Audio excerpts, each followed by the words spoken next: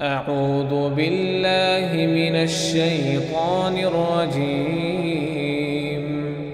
بسم الله الرحمن الرحيم. قل يا أيها الكافرون لا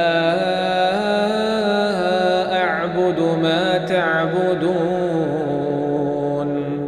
ولا أنتم عابدون ما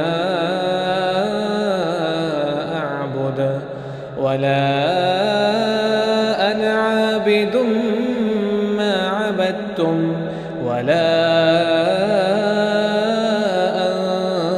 أنتم عابدون ما